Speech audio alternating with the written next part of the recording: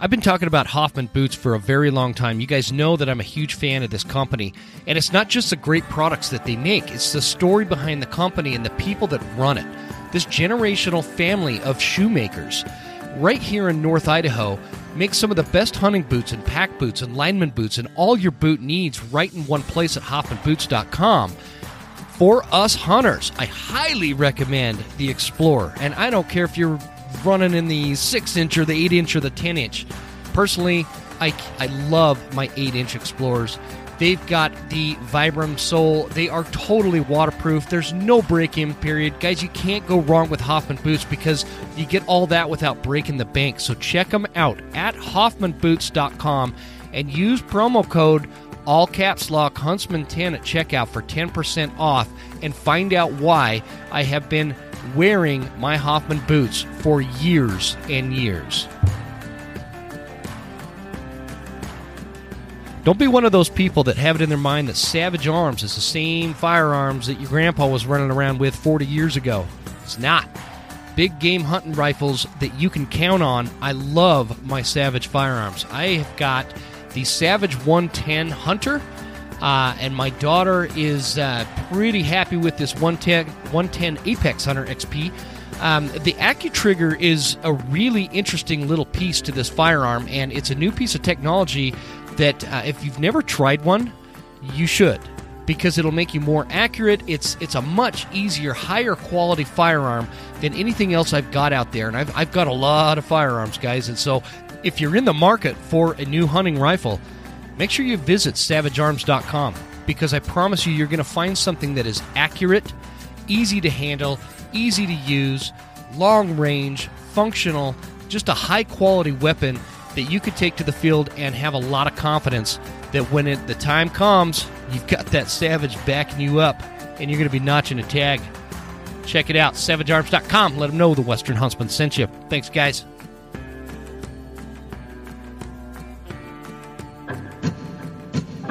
There exists a threat, from anti-hunting groups to politicians trying to give our land away, and we won't stand for it. Those vast western landscapes provide the space for our wildlife to thrive and a place for hunters and anglers to fuel the fire that sparks their soul. In this show, we share our love of hunting, fishing, and conservation. Here, we provide the foundation to meet these threats through passion and the grit of the American outdoorsman. Welcome to the Western Huntsman Podcast.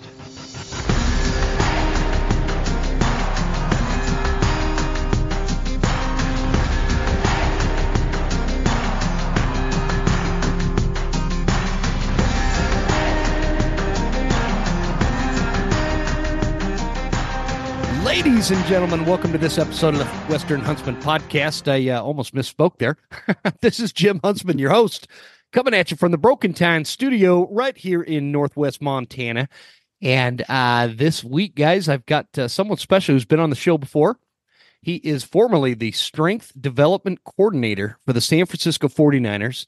I brought him on the show to pump us up before a hunting season kicks off, and we've had lots of discussions in the past about fitness and strength and hunting and life and everything in between. And so I'd like to welcome back Mike Barnes. Brother man, I appreciate you joining me, and thanks for being here.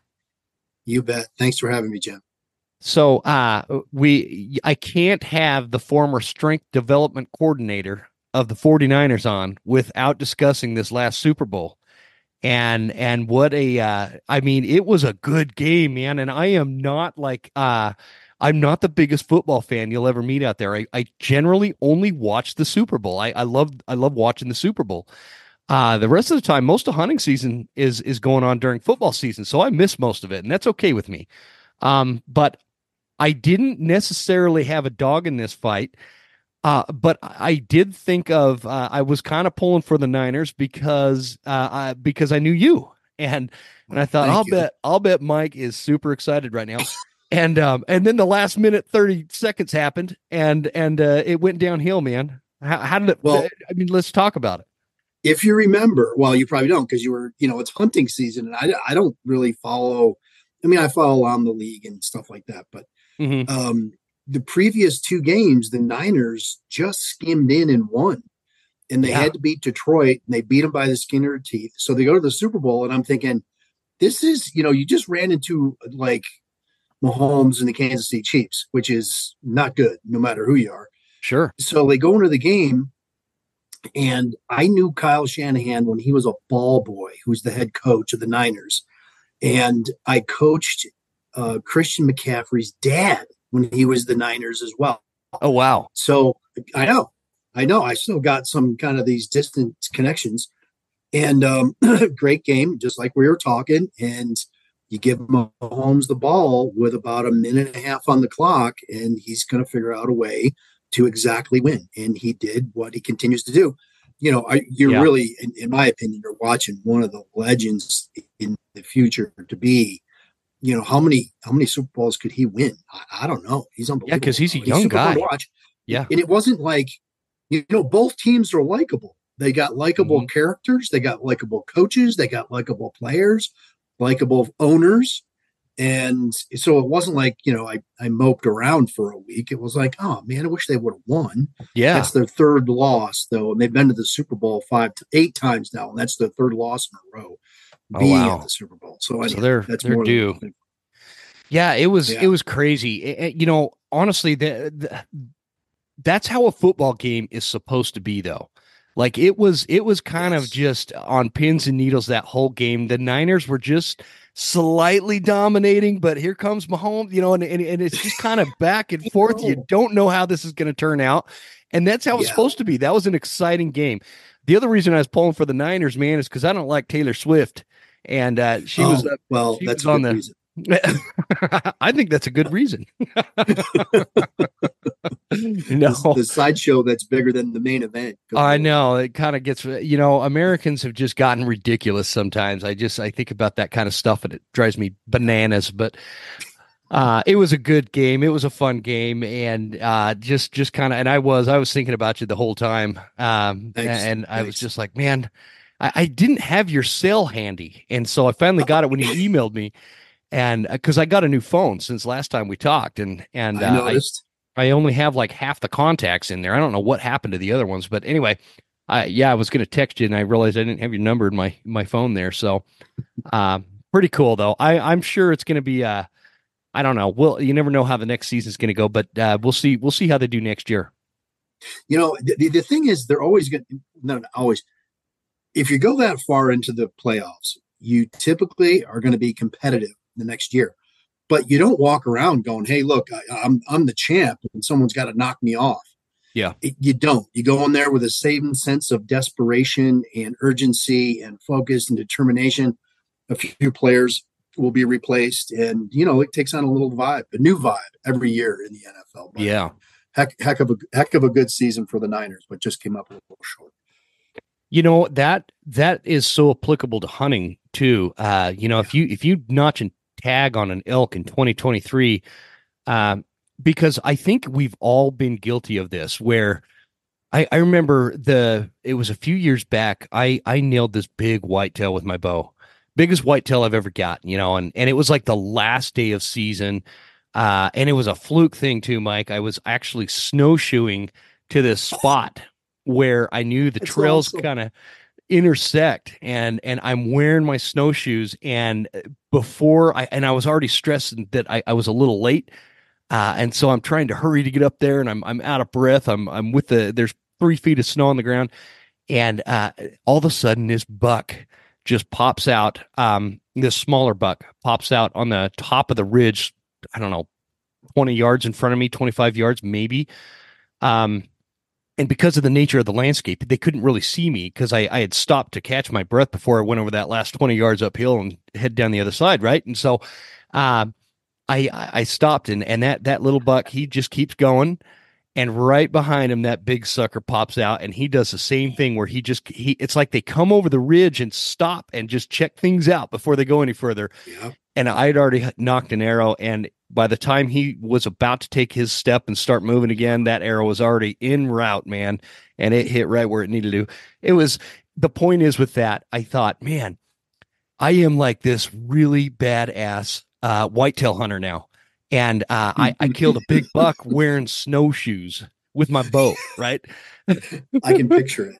That's And awesome. so, um, the next season I go in and I got my butt kicked. I got my butt absolutely handed to me because I think as hunters we kind of get that. You notch one tag and it's like, oh man, this is easier than I thought. I don't need to prepare and I don't need to get ready. I don't need to Yeah. focus. I don't need to do all these things to win this next coming season. And that kind of leads us into what we're going to talk about today. Which, by the way, guys, Mike's down in Colorado, which is some really tough country to hunt. So Mike has just come out with a book, and the book is called "The Complete Guide to Fitness and Western and or I'm sorry, The Complete Guide to Fitness for Western and Mountain Hunting." And I'm really excited about this book because this is actually, and we've talked about this on the podcast recently, Mike. I don't mean to go on and on, but I really want to make this point that we've talked about, like in the world of social media and these life coaches and these motivational speakers or these fitness experts, so called, that you see on social media. They like have this one size fits all thing, and look at my body without my shirt on, and my abs, and all these things that, like, people kind of look at, and we're all growing a little bit leery of their credibility. We don't have that issue with you because of your background, because of who you are, what you've done for a living, what you still do for a living, and the fact that you've done this and applied it to elk hunting in Colorado, some of the toughest country in the West.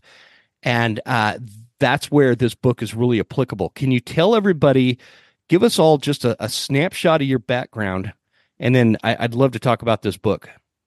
Yeah, well, my background includes athletics originally, and prior to that, I got a graduate degree in exercise science, and I really wanted to focus on the performance track, not health or cardiac rehab. So it was all performance based, and got on with the Niners and made a good run there, and then I got on with the National Strength and Conditioning Association as the director of education. And in that position, my network really expanded. So it wasn't only national, it was international. And I could pick up the phone on, someone on the other side of the planet. And I would, there's a couple guys in Australia that I got kind of close with, in Europe as well. So I had this really cool network of some of the best leaders in exercise science and strength conditioning and performance. So I got a chance to write some books, do some articles, travel the world. And yeah, so with that, I really kind of got a deeper understanding of performance, not only with the practical applications, coaching, but now I was kind of flipped around to the more of the theory. So there was several books and courses that I had done. And I said, what's happening here, and I've seen this happen before, is where you'll have an emerging sector in performance, like police, fire, military.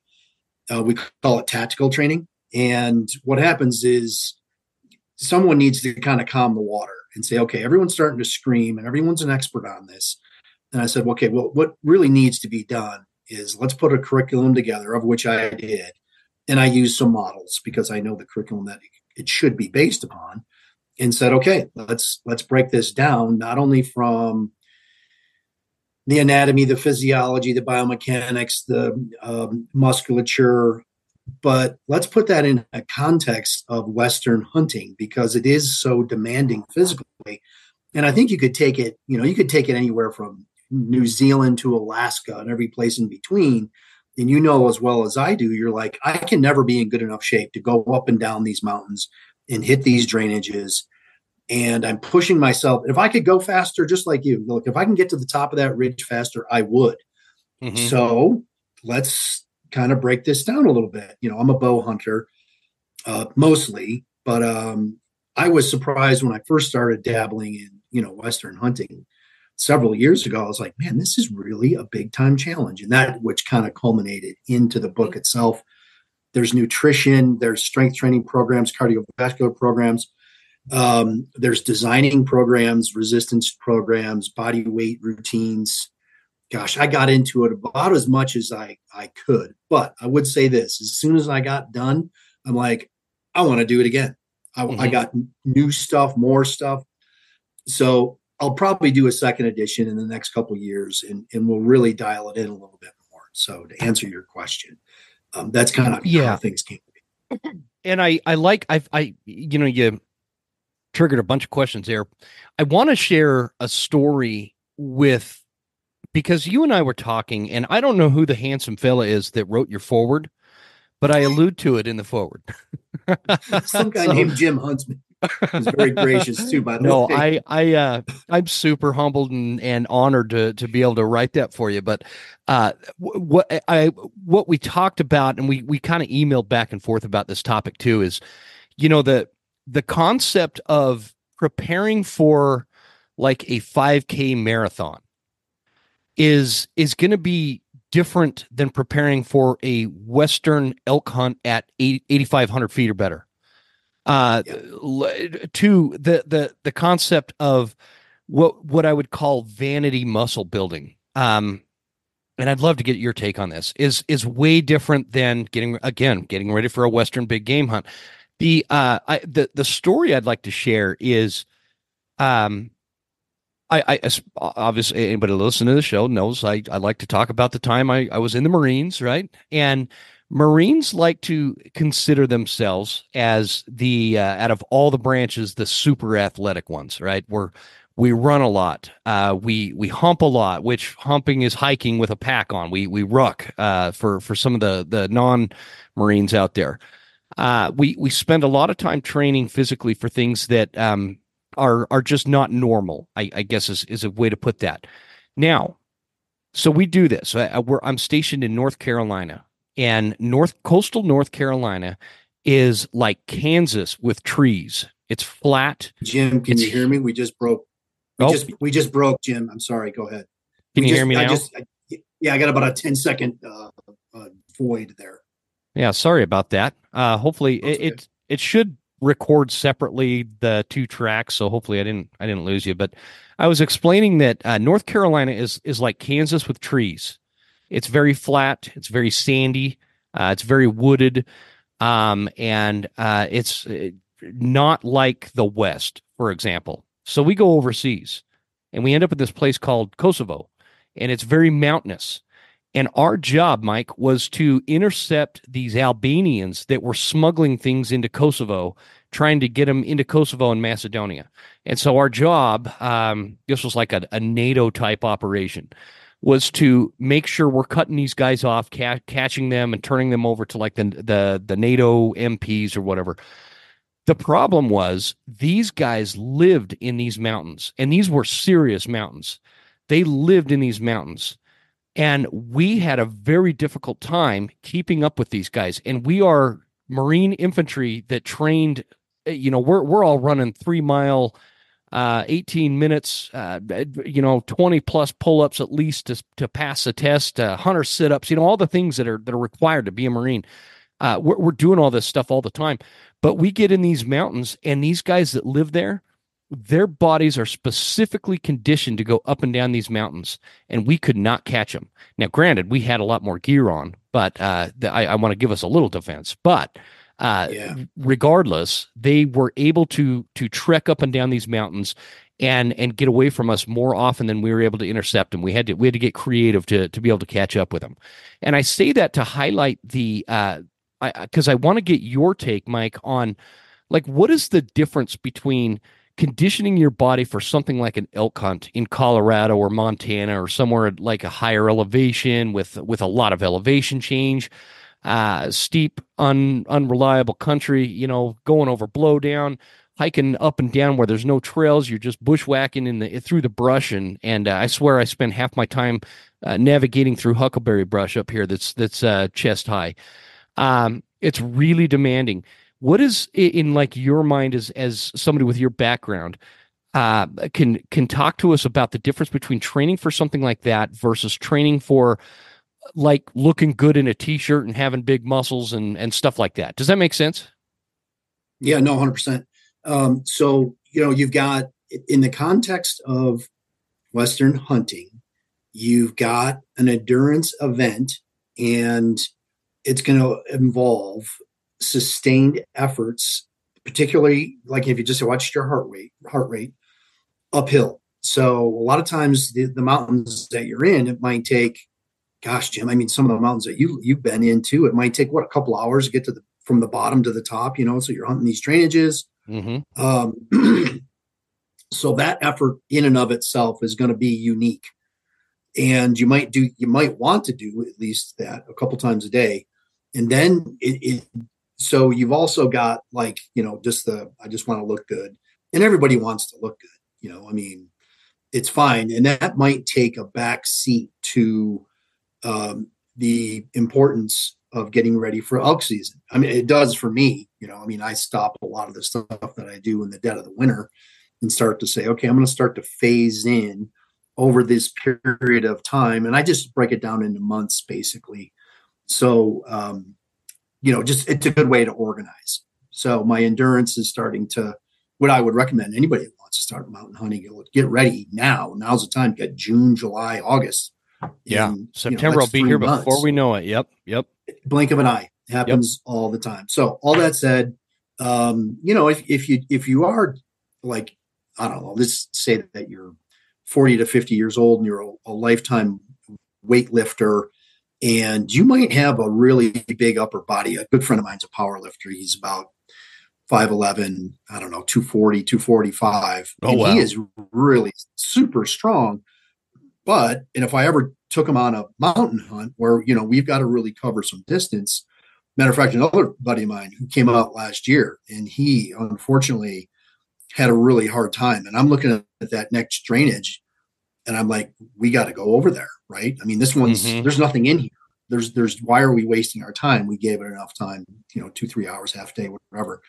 And he was like, I can't do it. And I was like, wait, what? Oh, yeah. You can't do it? Mm-hmm. Dude, it's 1:00. We've got all day to go over there. We need to get over that drainage. Needless to say, it was like, it's just an awkward moment when that you got something in your tank and someone else is kind of dragging, Have you ever been there, Jim? Oh, absolutely. It's funny you say that. It drives you nuts. It's funny you say that. Like, again, not to go back to the Marine stuff, but there was this thing there. You have some Marines that are real big on their physical appearance, and they look good in camis or a uniform. Man, they had these big guns, and they'd stretch those sleeves as far as that. Those threads would let them. And they would look really fantastic on like a Marine recruiting poster, but they were the first ones to fall out on a 30-mile Muex hunt training.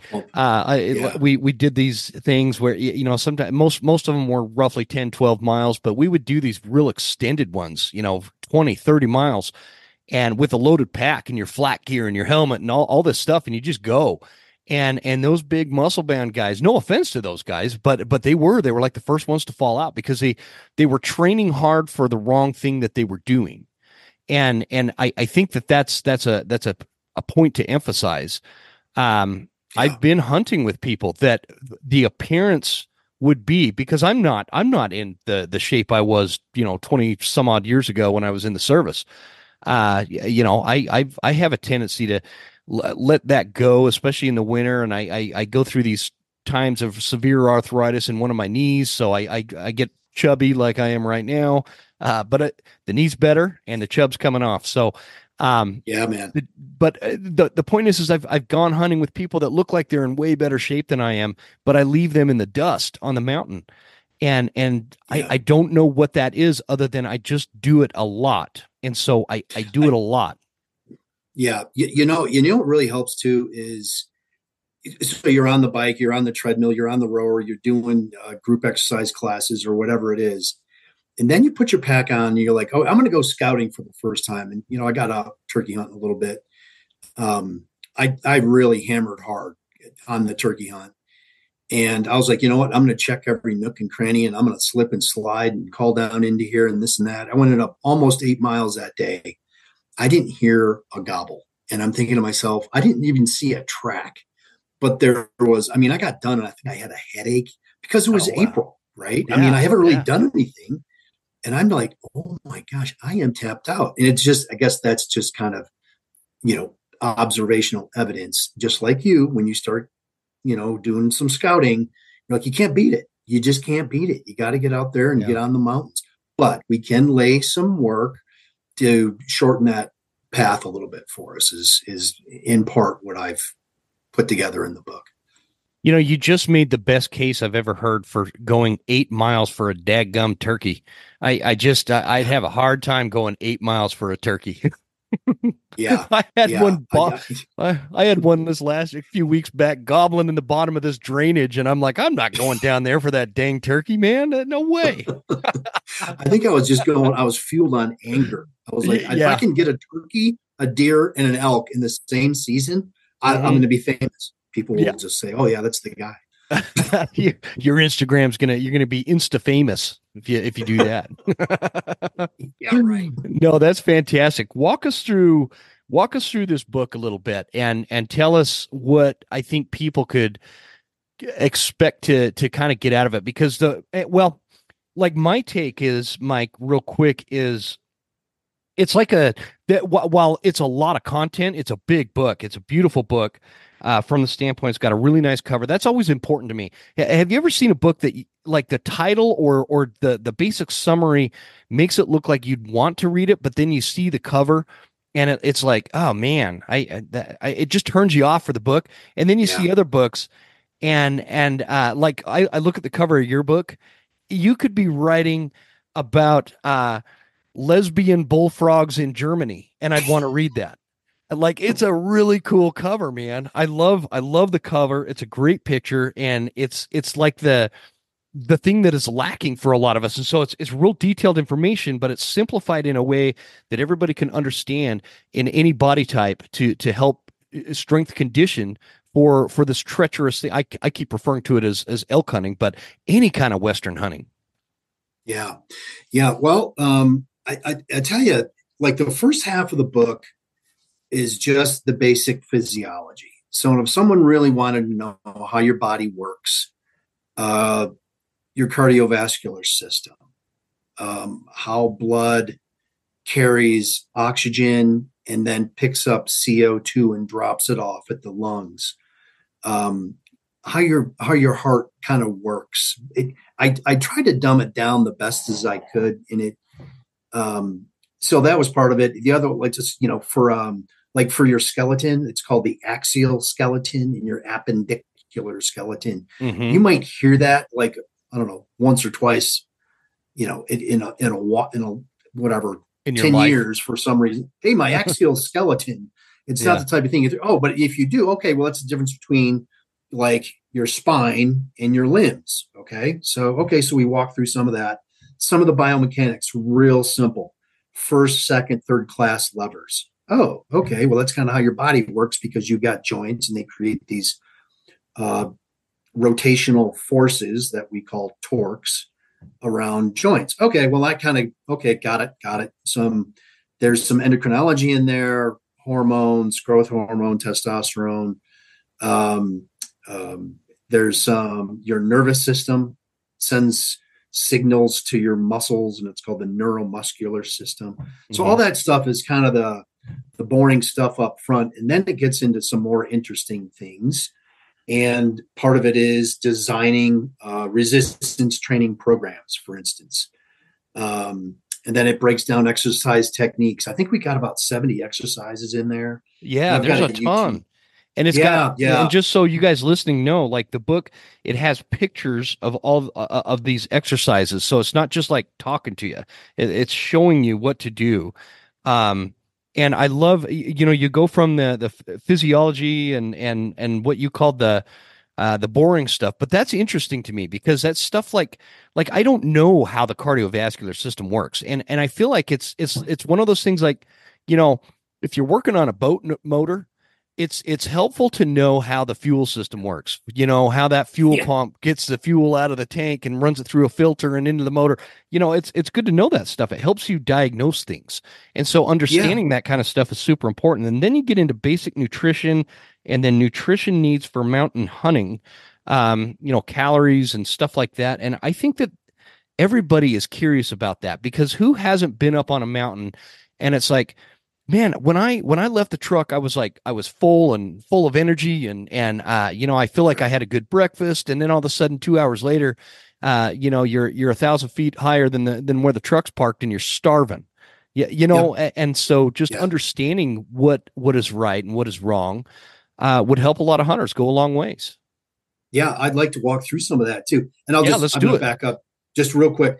There's the other part of that is flexibility, mobility, Mm, trying to mitigate some of this soreness, proper warm ups, proper cool downs.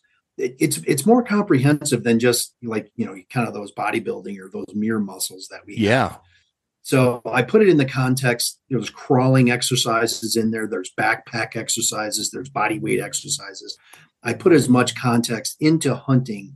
I was out today and I got off trail a little bit and I grab a tree and I slip around and I'm using my poles and I'm lifting my leg over some blowdown and I'm, kind of like, okay, I'm going to navigate through this kind of rocky cliff area. So the movements involved when we hunt or go off trail, of course, which we do a ton, are a lot different than just push, pull, squat in the gym. yeah. That's really not. So anyhow, all Key that stuff point. is Yeah, included. yeah, And when it comes to the nutrition piece, it just, the information comes at us so fast. And what was almost like popular last year isn't popular this year. If you just kind of pay attention, for instance, whatever keto diets. Okay, I'm going to go yeah. keto or I'm going to go low carb or high carb or blah, blah, blah, blah, blah. It's like, oh my God, the noise out there. I just can't hear anything because everyone's screaming over the top.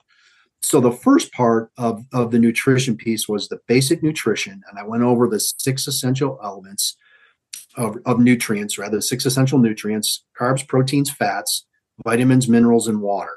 We've all heard of that. That's what your body needs to basically exist in some type of comfortable homeostasis. And then I put it in the context of, well, what about nutrition for hunting? Because of the unique context of hunting, water, for instance. Man, I tell you what, Jim, when you go out, I mean, I've been hammering the rucking and stuff, and Yeah. I'm a couple, hour or 2 hours into it. And I'm like, man, I am really sweating. The sweat's coming off the bill of my hat. I'm going through probably, I prefer, depending on the conditions, it might be cold, it might be warm, high elevation, low humidity. There's a little different context to all those things, but you got to make sure that you're hydrated. And I think that most of us that have been out hunting or hiking in your background, it's like, man, I'm a little low on water right now. Yeah, you can feel it. I gotta stop. I literally Yeah. gotta stop. So to make sure that you're hydrated is absolutely critical, especially if you're gonna purify water as you go. So get a little thoughtful. And what I do is as I leave the truck, I drink 16 ounces of water right before I leave the truck. Okay, now I'm Yeah. really topped off. I might have to pee, whatever, in 45 minutes to an hour, Man, you but I want last to make longer sure than that me. I drink that much water. I'm peeing in 7 minutes. well, throw on 16 ounces of coffee too. I bet I Yeah. have that. Can I Um, ask you something about the water part? sure. What I've been doing recently, Mike, is I'll drink salt water, and that it gives me like this energy boost, and it seems to help me with like not water retention. I don't It get as is. It thirsty. helps. Is it water? Is that what it is? It does. I Yeah. was reading this book about these guys in the Vietnam War, and they would give them salt pills. And Yeah. then I follow this other guy that talks a lot about the fats and the salts, and like quit worrying about butter being so bad for you. This kind of more natural kind of nutritional stuff, and Yeah. the salt water's helped. What do you know about that? Well, there's a couple things. So, are you adding salt to your water, Yes, or are you? Okay, so if you've got like a 16 ounce, how much are you adding to it? like a Just teaspoon a of pinch or a sea salt. teaspoon? Yeah, like a teaspoon of sea salt. It tastes like shit. Yeah. Yeah, that's pretty tough to get down. So, like a Gatorade mixture has some electrolyte, salt being one of those electrolytes in there.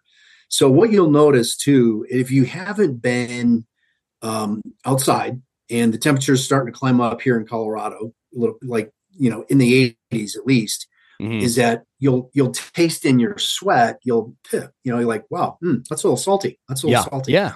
So your body has stored up quite a bit of salt, and your sweat mechanism is going to get better throughout the course of the summer, but you're not used to it. So you'll notice that, for instance, if you were to start working out now and really getting in some, activity where you're sweating a lot, so you want to replace that of which you've lost. And your body requires that salt in order to properly contract and relax muscles. So someone might say, and you've probably heard of this, oh man, my hamstrings are starting to cramp. Oh Well, and if yeah. you're out hiking for 3, 4, 5 miles and you're rucking around, got some weight on your back, boy, okay, well, now I'm going to need some more of that electrolyte, which includes potassium, sodium as well. And in some of those sports drinks, like 99% of them Hmm. have some electrolyte in there. So they have a little bit of salt.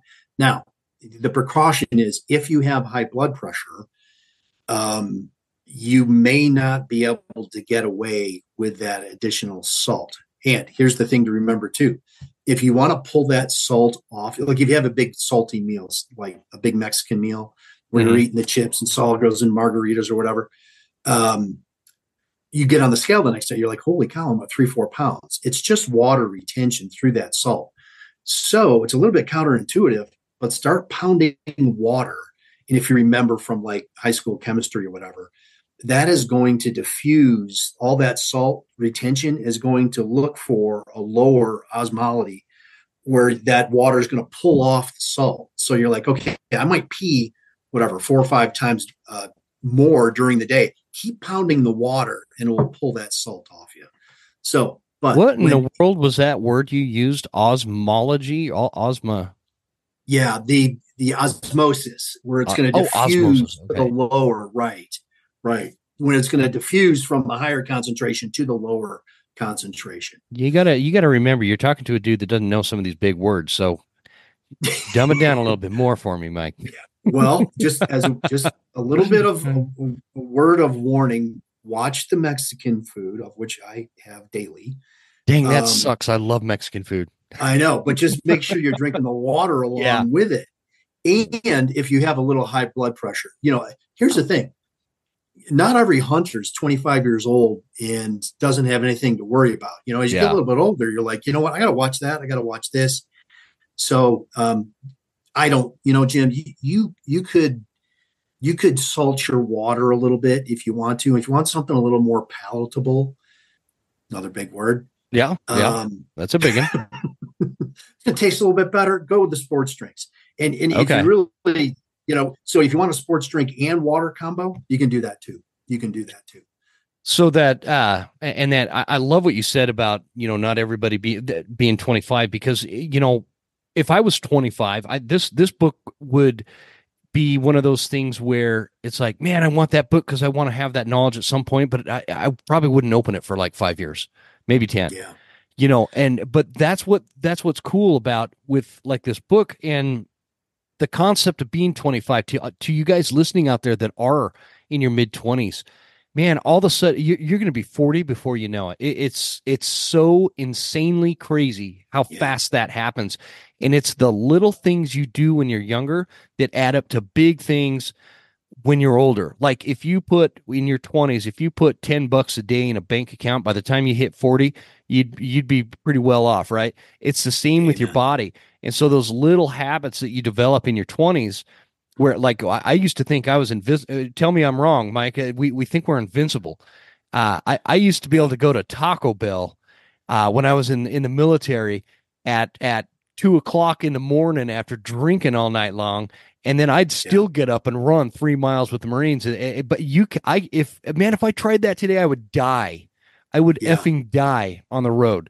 And so it's those little habits that just add up to big either consequences or benefits when you're older. And I don't know how to get that into young guys' heads either. Yeah. Well, you mentioned a couple things. One is just make it a habit. So if it's going to be exercise, it's going to be part of your daily routine. And it's been a part of my daily routine just because, that's the lifestyle and the career that I've chosen. Mhm. But imagine if you're to get up every morning at 5 o'clock and work out for an hour in your own place, or push ups and sit ups, and the TV's on, whatever it is, and your kids are looking at you, and they're going to start to go, "Hey, Dad works out all the time." I mean, whatever, Monday through Fridays at 5 a.m., he's down in the basement and he's got the TV on and he's on the treadmill and he's doing his calisthenics and he's doing. That's a good role model. And you know what? You Mhm. just mentioned two things too, Jim. You mentioned the exercises in the book. Number one, exercise technique is actually critical. And then you mentioned the nutrition for hunters in particular. Just go right to those chapters. Just if Mhm. that's what you're interested in, just pick off those chapters in and of themselves, and they can kind of That's stand alone. You don't need to know, the whatever the mechanics of a spinal loading in order to figure out that this is how you properly squat, lunge, push, press, pull.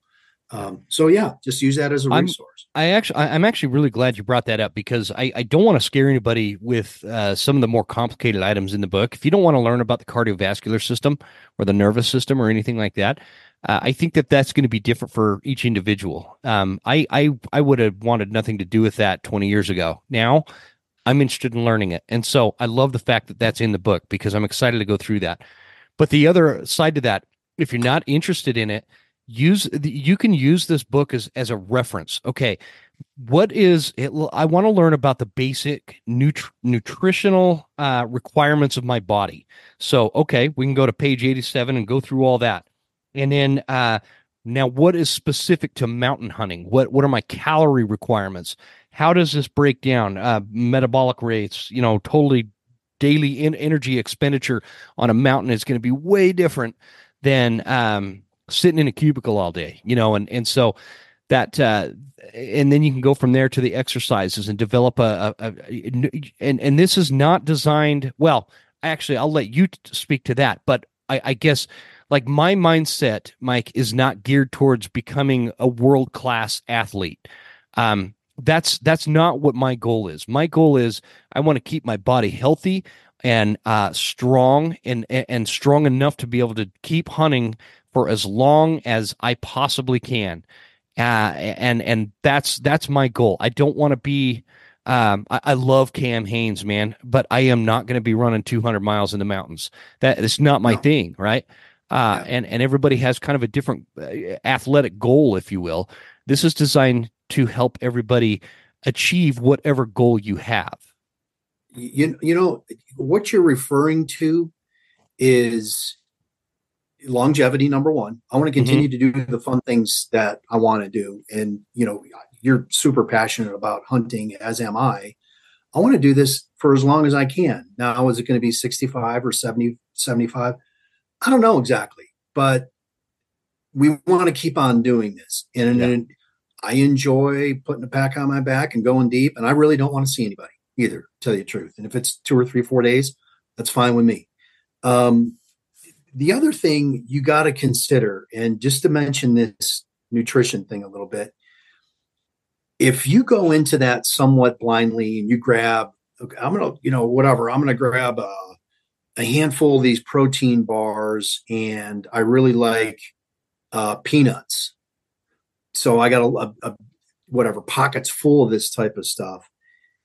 You're not your body can only perform as well as what you put into it. So, and if you get a little more thoughtful about it, and there is some stuff on snacking, I want a little bit more carbohydrate. I want a moderate amount of fat and protein as I'm going to go out throughout the course of the day. So let me just put it this way: I want optimal function when I'm out hunting. And to know that, you might expend 10,000 calories that day. I can only afford to eat 3,500 to 4,000 calories that day. So you're constantly operating in this negative calorie deficit type deal. So at any rate, there is some thought put into how to function and perform optimally while hunting. And matter of fact, and I could mention, um, there was a guy I was listening to, and he's a really good hunter. He's like, you know what? I just bring some oil with me, and it just gives me that shot of energy. And I'm thinking, buddy, okay, that is 100% psychological. Oil is not going to help oil is probably the worst thing you could put in, although being calories, it's really not going to help that individual perform very well at all. Hey, if you want to drink oil, go ahead.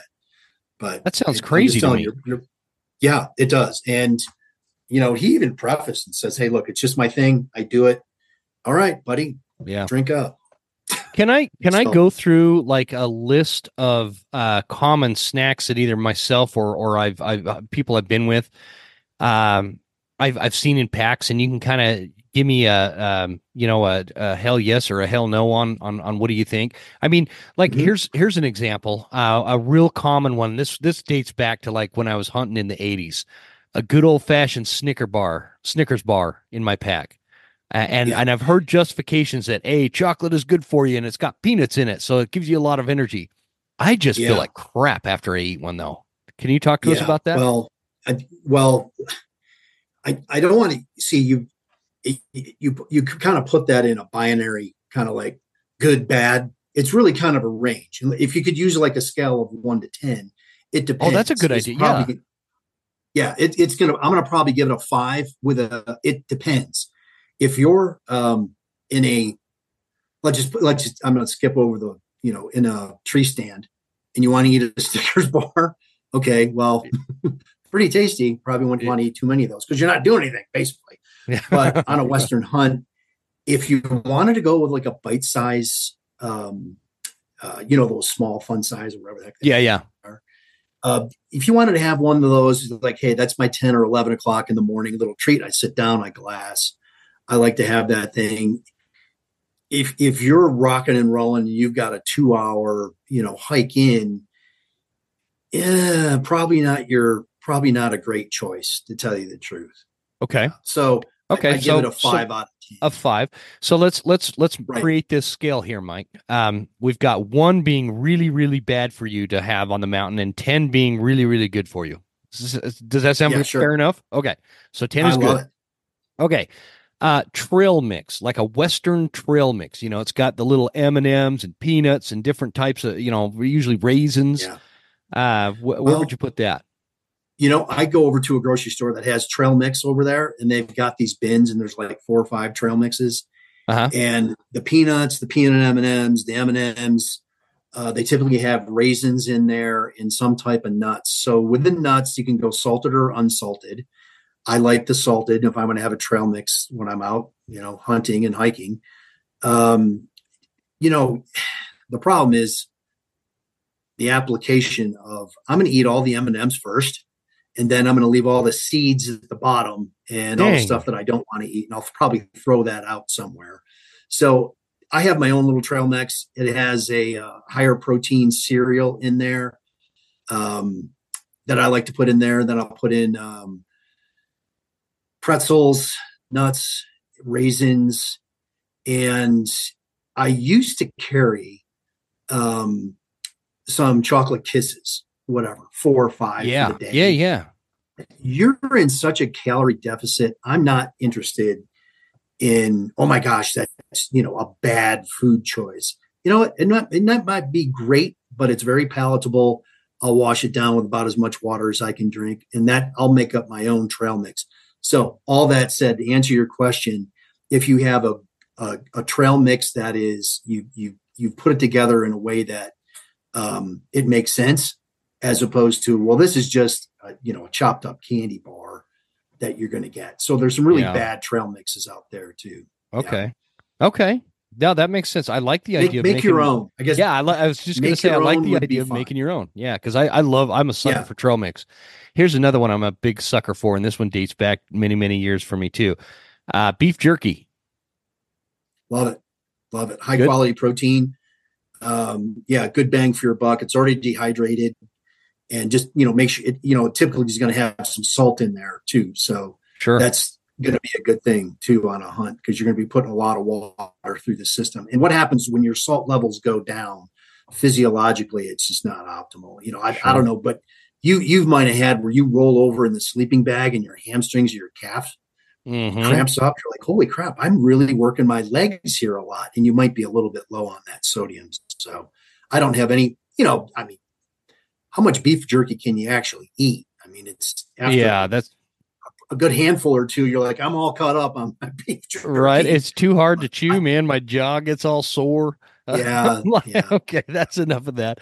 But I love beef jerky. But how about actually I really like venison jerky when I'm hunting because I bring think it. that there's like some magic primal juju that goes into having wild game meat and jerkied out while you're hunting for the next thing.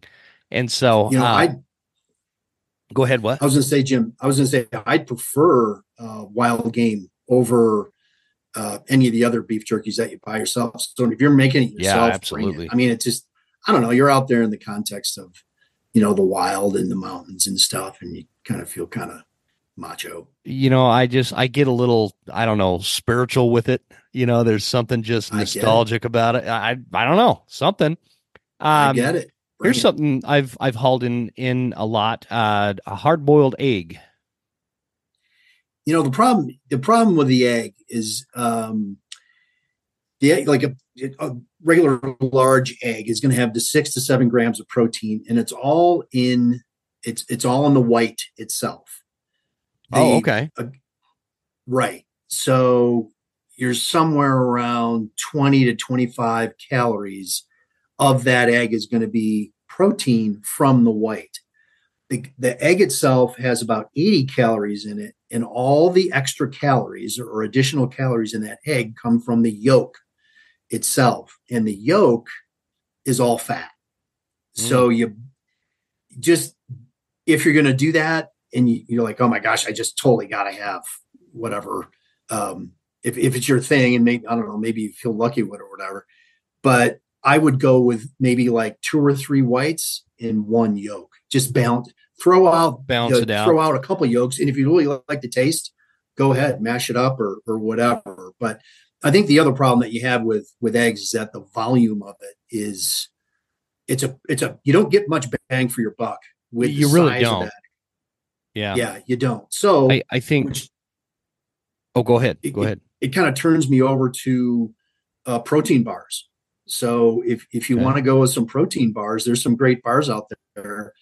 I'm going to do a review on my Instagram on some protein bars and kind of break down the composition of the protein bar, which means carbs, protein, fat, how palatable it is, and the quality of protein that they're getting it from as well. So if it's a whey protein or a plant protein, typically that's what they put into those things. Here, I'll make a recommendation out of some of the more popular ones out there. And you also have Wilderness Athlete, and what's the other one? Mountain Ops is the other one that's making. Yeah, yeah, Mountain Ops and Wilderness Yeah, Athlete, they make the kind of the hunting centric supplements pack and out whatnot. Yeah. bars, Yeah, all yeah. that stuff too. So I'll get into that a And little they're bit good, more. yeah.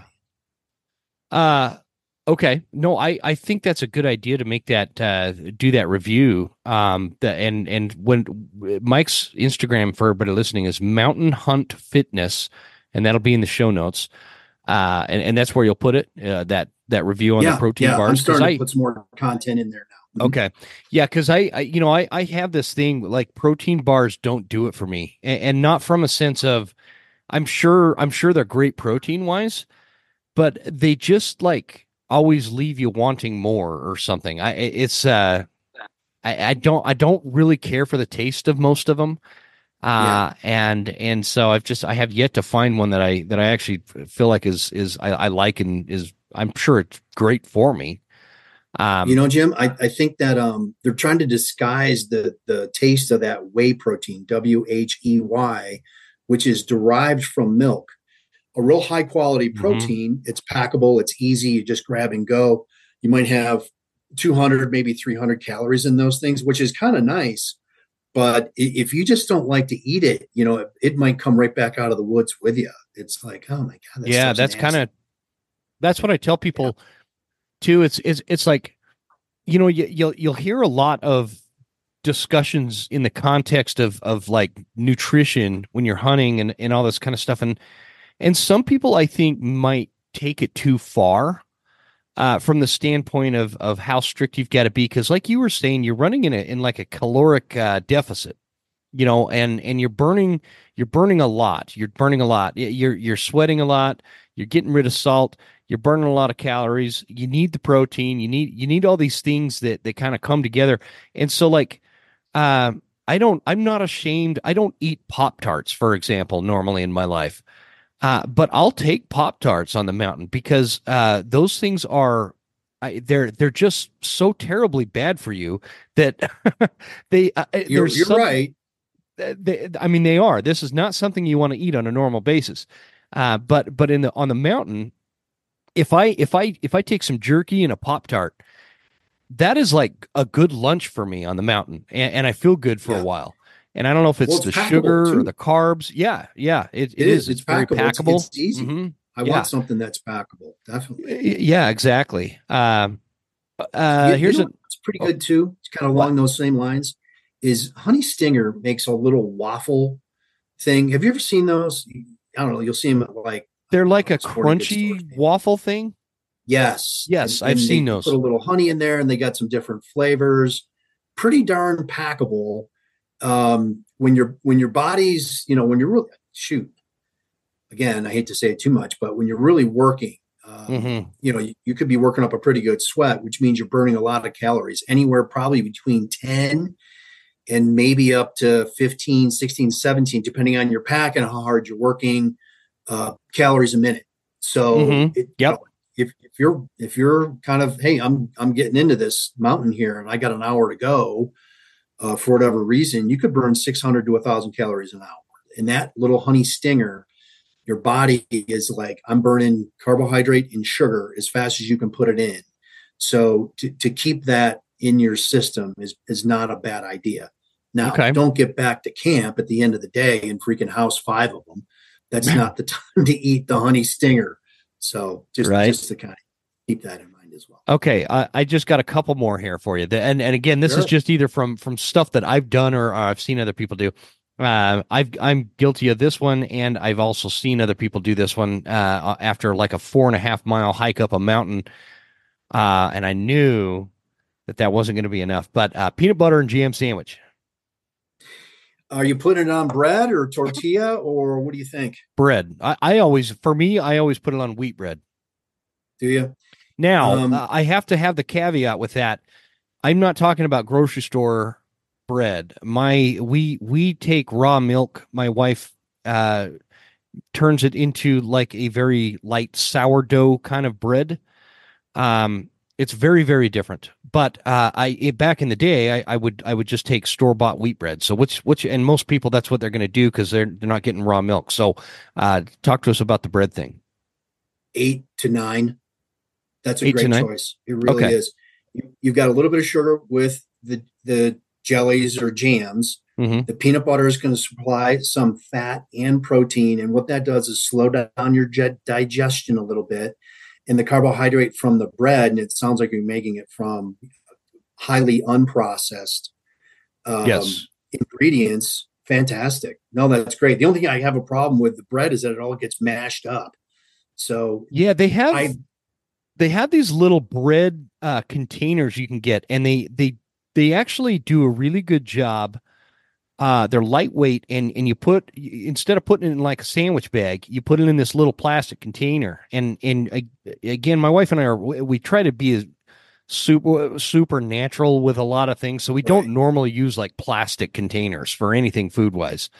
But this in this case, it's not like I'm leaving it in the pantry for 2 weeks. It's just going for the day, and I'll put it in this little plastic sandwich Tupperware thing, and it'll keep it pretty good. And I'll couple that with something else, and usually for me it's beef jerky because Yeah, no, hey, you know, that's a pretty good combo right there. It was funny because I was with the Niners, it uh was over 100 degrees and sometimes, and we'd come off the field and they would have lunch ready, and I would tell these guys, I was like, God, what sounds really great is a peanut butter and jelly sandwich in a tall, cold glass of milk right yeah, now, and it just like yeah. everybody just stops in their track. They're like, oh my God, I'd give you $20 for that right now. That It's it's something funny about it. how it's funny how your body will crave what it needs too. Yeah, And yeah, I that's true. remember I remember being overseas again back in the service, and we're all sitting out in the desert, we'd been living on MREs for weeks and weeks, and we're all talking about chips and salsa, and everything's salty. And that's all we could Yeah. talk about was salty stuff, and Yeah. mostly we're like, I can't wait to get back. There was this little Mexican place off the base at Camp Lejeune there in North Carolina that had the best chips and salsa that I still to this day wish if it wasn't so far, I'd make a trip there just for the chips and salsa. But it's funny, your body craves that kind of stuff. It craves what it needs, right? And The other thing too, Jim, is that you could say the same thing for protein. So if you're running a little bit low on protein for whatever reason, sometimes you're like, God, I could just go for a burger right now. I don't know what it yeah, is, but I oh, love a absolutely, steak. yeah, And I mean, absolutely. shoot, nothing better than venison tenderloin. Oh Oh man, man, you that's know, one of my I've favorite. I've done that too, Mike, where if I'm going out on a day hunt, I'll take I'll barbecue steak the night before or something for dinner, and I'll take the leftover steak and put it in like a sandwich bag, and I'll take that, and man, I feel great after that. Like it just Yep. especially if it's venison or elk or something like that, even buffalo, but like bison Yeah. meat is Yeah. underrated in my opinion in terms of how it makes you feel. But I'll just do that. I'll throw a steak in there and just eat it cold. I just feel like a total animal after that. I love it. Well, the uptake on that protein is about as high as you can get. It's better than whey. The animal sources of protein, and hey, it's all organic, free range. Yeah, oh yeah.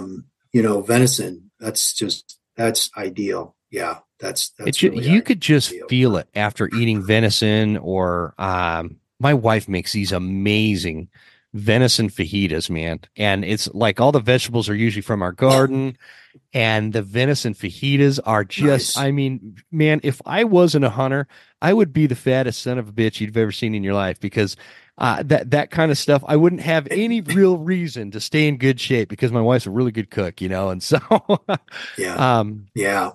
Well, look at you eating all healthy too, with all that whole food and garden and you free know, range organic it's meat. not all that pretty, man. It's not all. I had to go look at a roof earlier today up in town, and it's hard when you live out in the sticks like this. When you go into town, there's a lot of temptations over there, and Yeah, I took my buddy with me to look at this roof, and we went to Famous Dave's for lunch, man, and, and it's famous like, Dave's at a barbecue place. yeah, it's a barbecue place, and it's pretty dang good. It's not terrible, but it's not Yeah, healthy. I mean, it's just not none of that stuff. But that's the thing is I don't do that very often, and so it's not like I know guys that get that triple cheeseburger from Wendy's like every day of their life at work yeah, and stuff, and their bodies reflect that. And so yep, it's just I'd never shame somebody for what they wanted to eat. Um, but if your goal is to be a mountain hunter and into your late 70s or early 80s or something, you really got to keep that fast food stuff in moderation. Which, by the way, uh, I would boycott those guys anyway. Have you seen the prices at those? yep. I took the kids fishing, and we where was that? Where did we go? What are those? What are the fast food restaurants named? It wasn't like Oh McDonald's. man, Oh, it there's was Arby's. Arby's, It was Wendy's. Arby's. We go to Yep, Arby's after this little fishing excursion. Again, it's because we don't have access to that kind of stuff normally, and so we're far away. Roll into town. There's an Arby's. We're all starving. Okay, let's go to Arby's. Man, my girls ordered like one of their little roast beef sandwiches, and I got like a big roast beef sandwich and some fries. And my wife got some other thing. It was like $57. Like seriously, man, are you yeah. kidding No, me? People that ain't fucking happening. do. Oh, I'm trying to watch my mouth lately. My wife says I need to quit using the F word so much on this show. But man, like what is going on with that? Who has that kind of No, it's cheaper to go to a regular restaurant than that. Anyway, right. Pull something out of your freezer, defrost it, it's so much whatever. better. Meal prep it, bring it with you. But Arby's will never be worth nearly $60 No, I for will never do that again. I refuse to pay that kind of money for such crap. It's such like yeah, evening nourishment requires more, and for yeah. I can do it for a lot less on much healthier food here at home. And so I guess that was the point is you were saying we're eating all healthy and all that only about 80% of the time. But I tell you what, Mike, since we've been doing a lot of that with mostly wild game stuff we grow in our garden, which our garden is failing miserably right now. We're kind of panicked over it. Not panicked, but it's stressful. Um, my wife makes she'll take raw milk and she'll make yogurts and cheeses and breads and I mean all sorts of stuff. It's amazing. And it's really Mm, good. And so I just feel better. I just feel so much yeah, better by doing that. You know what I mean? yeah, yeah. Unprocessed whole foods. Yeah, You're yeah. sourcing it yourself. You know Unprocessed. exactly Yep. what's going in there. Yeah, There's even no chemicals. right, the taste of milk compared today to whatever in the 90s, where I grew up, and we had tons of farm fresh food, literally, on coming from our garden, or else like on the roadside, people put up fruit stands and vegetable stands, Yeah, and you those are the stop in, best. put a little money in there, and take home the best peaches you've ever had. Heck yeah. Yeah, it Do you definitely makes you scratch remember your head today. do you remember back in the day, Mike, that like when you bought a gallon of milk? When I was a kid, a gallon of milk was like you put it in the fridge and like maybe you'd get a week out of that. And now it's like when you go to the grocery store, the expiration dates on that milk is like 3, 4 weeks out. It's a big I difference. It's I haven't insane. figured that out. I don't know what they're doing to it, but it's kind of crazy. And so, Someone's making okay, some money. last snack uh item that I want your opinion on because I put this snack in my pack sometimes after you accuse me of being super healthy. Um uh Whiskey and Coke mixed together in a Gatorade bottle. Where does that scale? You going Diet Coke or No. No, I hate Diet Coke. It no? has You that go fake sugar. Coke and whiskey. Just Yeah. out of curiosity, what kind of whiskey you going with? You got bourbon, or are you I going do the whiskey? bullet bourbon, man. Yeah, Orange okay. label bullet bourbon. I'll eventually find out. Here's the thing: is how I feel about I for good and valid reasons I don't drink, and Sure. I'm not making a stance, and I'm certainly not a teetotaler. Um, Alcohol, it used to be, well, you can have a couple glasses of wine, you can have one or two beers. Then you hear this, one-off study that from wherever that this stuff is actually there's some health benefits. There's none. There's Yeah. zero. Just Yeah, just stop it I already. would agree with that totally. It is your body's toxic. Alcohol is toxic. It must be metabolized immediately. Hmm. So all those other systems, carbohydrates, proteins, and fats, that metabolism stops because your body has an emergency it needs to take care of. And if you continue to drink, not that I ever did when I was younger, but your liver is gonna it's taking some punishment on there. And if you start stacking up Sure. the decades with alcohol. Can you drink in moderation at times? Sure, you absolutely can. But what you would probably notice when we were in our 20s to go out and party and have alcohol till 2 o'clock in the morning, and then you go out and you do a run at 6 a.m., you can kind of tough it out. Then it was, Yep. I'm not feeling so great in the morning. And I only had 2 beers last night, and we quit drinking at whatever 10. And your next day, you've got a little bit of a headache. So Oh yeah. for me, I'm super sensitive to it now. I used to have a great tolerance for alcohol.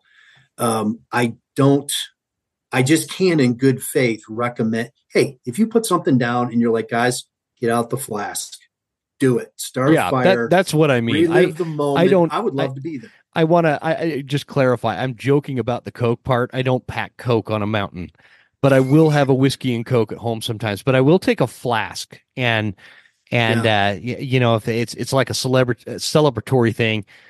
Sometimes I'll even take a cigar. A big one of those big. I had this customer do gave me it, these big fat cigar things. I don't even know how to light it, man.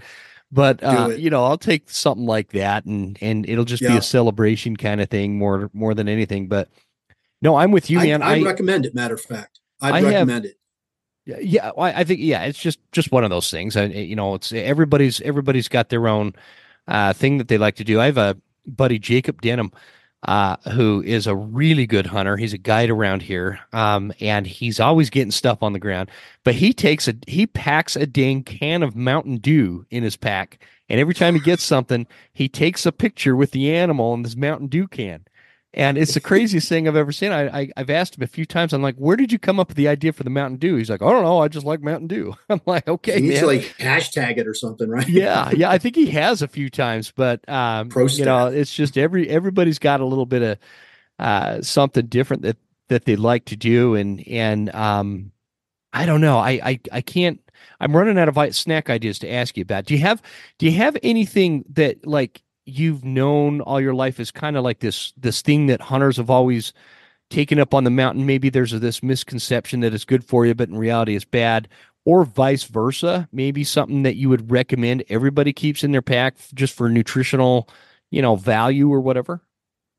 Well, I'm gonna say yes, and I'm gonna qualify that with I heard on another podcast, very popular, and he's like, "Hey, I'm gonna do a whatever a nutrition thing. Here's what I take up on the mountain, and this is the way it's gonna." And I was like, "Wait, what?"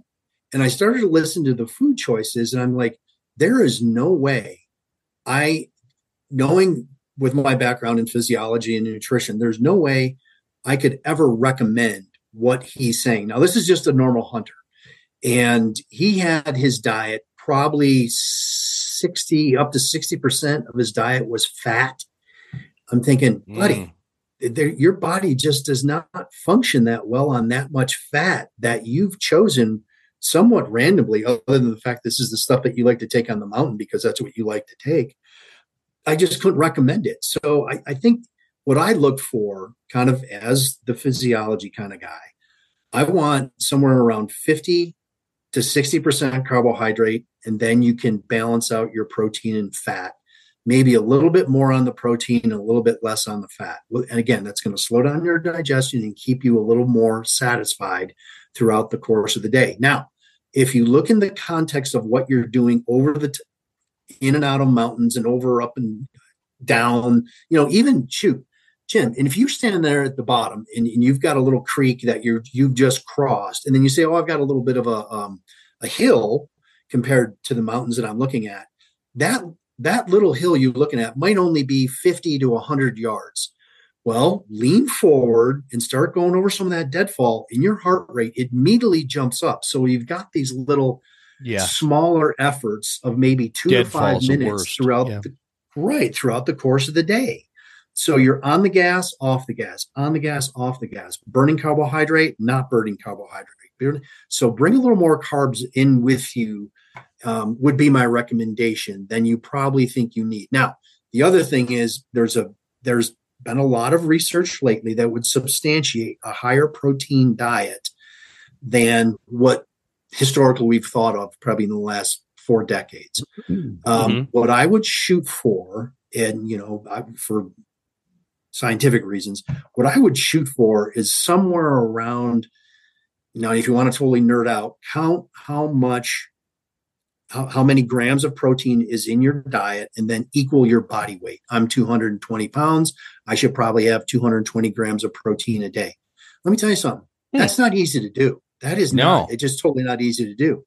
But if you want to retain that muscle, I would probably try to get that up there, that protein content, as high as you can while you're hunting. Okay. That's good to know. It's super interesting hearing you describe some of this stuff. The other thing is it's clearly the sun is going down at your place. So your screen has like kind of gotten dark and you look like a creepy, evil scientist sitting there in the dark. That's how I really am. Is that how you really are? Is like the lack of light bringing me light to who you are, Mike? There's a little psycho there. I love it. So I guess is this was the other question. The dehydrated freeze-dried meals, such as like your peak refuels, I know some people still manage to have mountain houses, but there's a lot better options out there. Those freeze-dried meals are they like delivering what the packaging kind of promises from a standpoint of we're gonna this is this many grams of protein, you're gonna feel great all day kind of thing.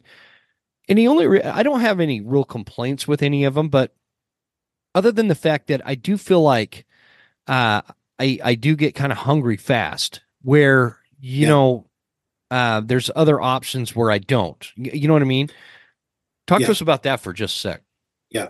Well, on one side of the equation is that they have to comply to what's on their food label, because that is a food source, so it's controlled and what Sure. they put in there.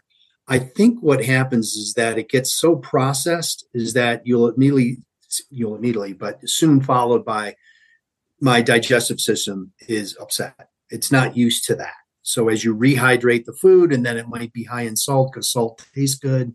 You may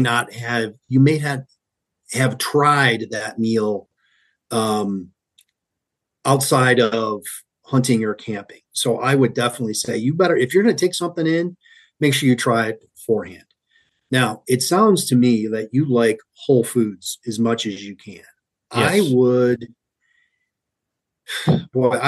there's a couple things. One, I would look at how much can you, how long are you going to be out?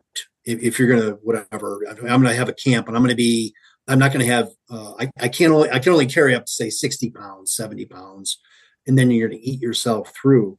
That might get kind of heavy, as far as your pack load goes, if you plan on going for 5, 6 days. And if I'm going to go for 2 or 3 nights, I'm going to bring the foods I like to eat, to tell you the truth, because if it's a little bit heavier on my pack, I don't care. Number one, I'm going to eat through it and I don't have to pack it out. Hmm. But it just tastes better. If I'm familiar with just graham crackers, for instance, I like graham crackers. Sometimes I like to eat them after dinner. I'm going to bring graham crackers with me. It's not actually a horrible choice either. Yeah. So I would say yes and no. But if you have to go in and you're going to be, I got to bring in whatever 10 mountain houses.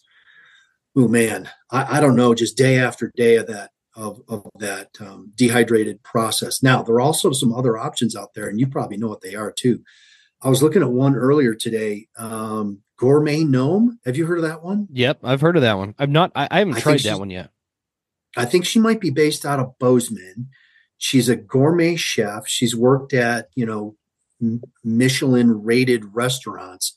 I'm really curious, and I heard a little podcast with her, and she was saying that I've really focused on the herbs and the spices and the combinations, and I'm I'm kind of curious to see how it stacks up against a peak refuel or a mountain house. Yeah, I would So be this is too. the time to do it. Try it out. Try it now, right before the season Yeah. starts. Yeah. That well, I'm just about I've got my buddy Kevin Estella from Fieldcraft Survival coming in on Sunday. And we're heading up for I can't remember if we're going for 3 or 4 days. But we'll be up bear hunting for a few days. And I'm probably just because it's a longer stay out there, I'm going to stick with the tried and true of the peak refuels, but I bring a lot of supplemental stuff too, like the beef jerkies and Yeah, the hell, I'll even bring some Pop Tarts and whatnot, things like that. And so this is not a super physical hunt because we'll be on the Idaho side hunting over a bait barrel. But it's a yeah, pretty good hike to get into where that bait set. So it's going to be interesting. But yeah, I love learning this kind of stuff. I love the fact that you've written a book and provided this information for people that breaks a lot of this down to help make sense of a lot of it because Mike, a lot of this is intimidating for folks. We get a lot of conflicting information. Okay, what's nutritionally valuable? What should you be doing with your body to keep those knees arthritis free and work right. out so you're going to be most optimal on the mountain and all that kind of stuff. And it's just nice that because again, this is coming from somebody who has a lot of credibility. Anybody that was a strength conditioning trainer, coordinator for an NFL football team, is somebody that actually knows what they're doing and what they're talking about with this kind of stuff. Where it's not again, not to sound redundant on some of these other shows I've done, but you're not like a 25-year-old life coach trying to tell us how to manage our finances. Yeah, you know what I mean. Yeah, You see a lot yeah, of that out there. So. yeah, What is there yeah. anything else that you want people to know about the book before we wrap this up? One thing we haven't really touched on is really the mindset. And Jim, I know you've done some hunts where you kind of come to that point either in the hunt or multiple days where you're like, I'm tired. I want to see my wife. I want to go have sushi tonight. I want to sleep in my own bed. And I think that it seems to me that that can make the difference between a successful hunt and a complete commitment to it. And kind of like, well, you went home early, dude. You look, you still got 2 more weeks left on your tag, and you didn't bother to go out because you did want to Mm-hmm. watch the NFL game. And that's not wrong, but I think you've got to kind of calibrate there. What do you want to get out of this? I mean, I'm just by nature, I'm not a real, mid-level moderate person. If I'm going to do something, I'm going to probably jump into it. And at the beginning of the season, you're excited. I think that my point is this is now's the time to make the decision. If you want to go out and just hunt for a couple of weekends and walk around, carry your bow, and if you run into something fantastic, and if you don't, that's okay too. I don't. I am going to hunt as hard as I possibly can, and I've got a goat tag. I told you about that. Oh yeah, I'm I forgot super about that. excited. Yes, sir. Mm-hmm. And that's intimidating. And as the saying I heard was, the goat hunt starts where the sheep hunt ends. Mm. Not you could, sheep shape, oh man, you're gonna have to lose 20 pounds and this and that. So I'm like, okay, this is thin air, and I'm super Mm-hmm. excited about it, but I'm going to put everything I can into it because in part, I know that these years are starting to tick away, and I don't know how many good ones I have behind me, but if I don't sell out and do everything I possibly can, I think that it would probably contaminate my effort in my mentality. Yeah. So Yeah. specific goals, set them: body weight, nutrition, consistent training, determination, focus, all those things. Play.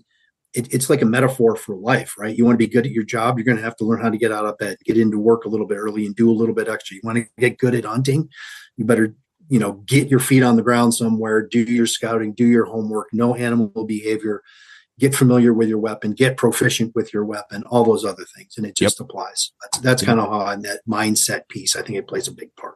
Oh, I couldn't agree more. I think mindset kills more hunts than kills any animals for sure. I think that Yeah. people, like you said, there is such thing as burnout, and I think that when you start feeling like you're burned out, it's your mind that is going to determine whether or not you're going to keep hunting or not. Are you going to head back to the truck and go down? What did you Yeah. say? Sushi? You won't catch me getting sushi, but uh, I didn't think so.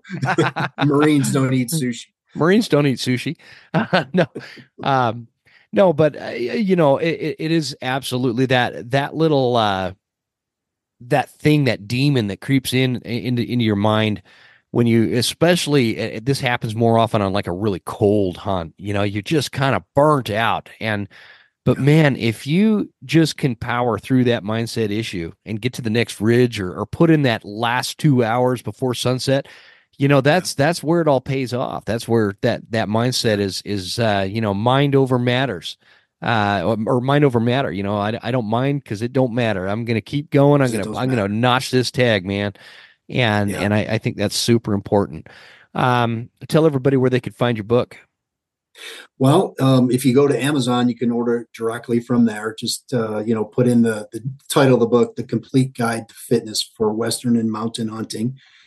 That should pop up. And I think you can order it from my website as well, or else you can DM me, mountainhuntfitness.com.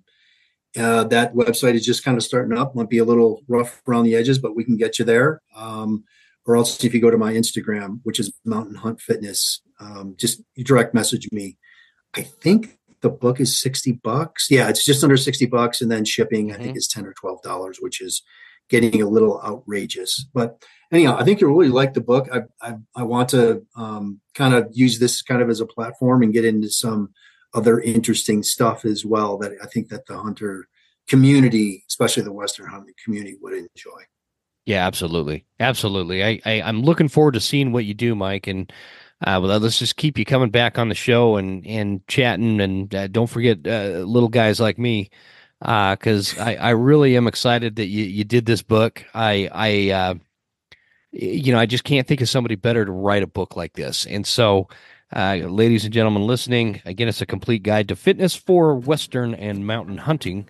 I will have all the links in the show notes if you guys jump down there and pick up a copy of this book, and then give them a follow on Instagram, Mountain Hunt Fitness. Again, that'll all be in the show notes. Mike, thanks a bunch for joining me, man. I'm really excited for you and this book and the future, and for anybody that picks this book up and it benefits them and helps them get closer to notching that tag this season. I just really appreciate what you do. Yeah, thanks, Jim. I appreciate you having me on.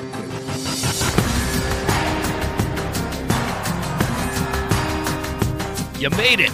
That's the end of the episode. Thank you so much for tuning in. Please make sure you're following us on Instagram at The Western Huntsman and write us a good review at Apple Podcasts. Thanks, guys. See you next time. Stay Western, and I'll see you on the mountain.